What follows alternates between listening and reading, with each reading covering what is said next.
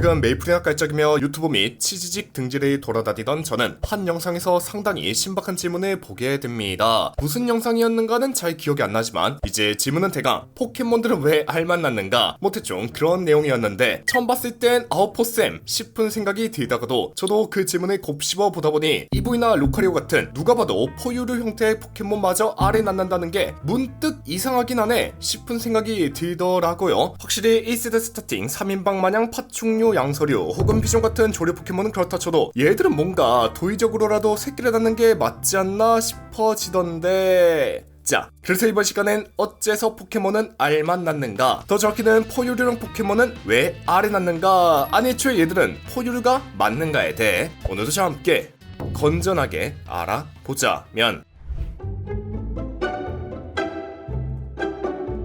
일단 새끼를 낳는 것으로 잘 알려진 현실 포유류의 특징은 뭐가 있는가 하면 뭐 당연히 엄청 많겠지만서도 크게 한 3가지 정도로 줄이면, 첫째, 유즙을 만들어 새끼를 키우는 유선, 둘째, 혈액 속 핵이 없는 적혈구, 셋째, 수컷과 암컷의 유전자가 절반씩 조합되는 생식 방식 정도가 있을 겁니다. 그럼 이 기준을 포켓몬에게도 적용해 봅시다잉. 먼저 유선, 일단 확실한 작중 팩트는 아닐 수 있으나 제가 아는 한 포켓몬 중 유즙, 네 그러니까 우유, 우유, 뭐 대충 그런 걸 만들 수 있는 포켓몬은 기술 기준으로 우유 마시기를 사용할 수 있는 밀탱크 그리고 고고트 정도밖에 없는 것으로 비춰지는데, 이 기술의 효과가 뭔고 하면 이제 HP, 체력을 회복하는 것이죠. 근데 이제 일반적인 우유 혹은 모유를 먹는다고 그런 효과가 나진 않지 않습니까? 막 상처가 회복이 된다거나 하는 그런 모습 말이죠. 즉 이건 실제 유즙이라기보단 뭔가 다른 에너지를 전달하는 체액 확률이 높다는 거, 그리고 시당초 얘들이 제외하면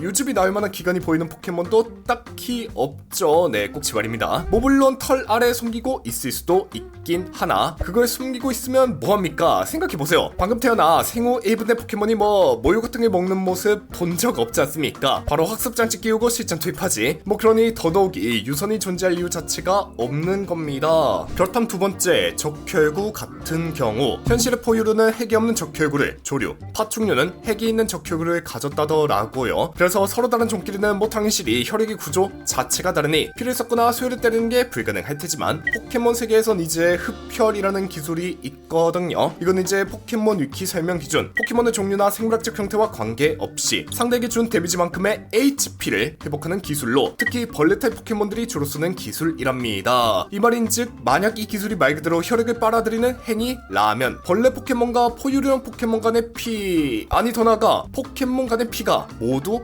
호환이 가능해야 한다는 것이고, 이걸 다시 말하면 포켓몬들의 혈액은 포유류의 적혈구나 파충류의 핵 있는 혈액처럼 종마다 달라지는 구조가 아니라 공통된 에너지 매개체 형태로 통합된 생리 시스템의 가능성이 높다는 것이죠. 뭐 돌려 말했지만 어쨌든 포유류형 외형을 가진 포켓몬이라도 포유류적 혈액 구조를 가졌다고 보긴 어렵고, 에너지로 순환한 색이라면 그건 이미 포유류의 정의에서 아득히 벗어난 존재지 않나. 그럼 이제 마지막 세 번째, 유전 구조를 살펴봅시다잉. 현실의 포유류는 다들 알다시피 수컷과 암컷이 각각 유전자의 절반씩 제공해서 새로운 개체, 그러니까 유전적 조합체를 만들어내죠. 그래서 인간이나 개, 고양이 모두 한 종 안에서도 유전적 다양성이 계속 생기는 건데, 포켓몬은 어떻습니까? 교배작을 해보셨다면 알텐데 이제 메타몽 제외 아빠, 수컷이 누구든 간에 교배로 태어나는 포켓몬은 무조건 암컷의 모습을 따른다죠. 즉 수컷은 유전자의 절반을 제공하는 게 아니라 그냥 기술 몇 개, 그러니까 일종의 데이터 조각 같은 거나 넘겨주는 수준인 겁니다. 그러니 이건 현실 포유류의 생식 방식인 유전자 혼합이 아니라 모체 중심의 복제형 생식 시스템에 훨씬 가깝다는 것이죠. 결론적으로 포켓몬의 알은 정자와 난자의 융합 결과라기보단 암컷 포켓몬의 형질을 안정적으로 복제하기 위한 에너지 복제 캡슐에 가깝다는 겁니다. 결국 포유류랑 외형을 가졌더라도 유전적 차원에선 이미 포유류와는 완전히 다른, 뭐랄까 복제형 난생종에 가까운 친구들이지 않나. 뭐 게다가 현실에서도 포유류인 주제에 알을 낳는 오리너구리나 가시두더지 같은 단공류도 있으니 포유류 외형을 가졌다고 꼭 새끼를 낳아야 하는 것도 아닐 테죠. 물론 진짜 포유류인데 알을 낳는 얘들은 솔직히 포켓몬보다 더 기묘한 것 같긴 하지만, 무튼 정리하자면 포유류형 포켓몬은 생김새만 포유류지 포유류의 특징은 가지지 않은 걸로 봐선 진짜 포유류는 아니다. 그래서 알을 낳는 것도 이상한 일은 아니다 정도가 될 것 같네요. 뭐 사실 너무나도 당연한 소리이긴 한데, 그래도 게임 프리크가 그렇게 정했으니 보다는 낫지 않나. 뭐 아님 말고 반박시 님 말만 꼬면 댓글고.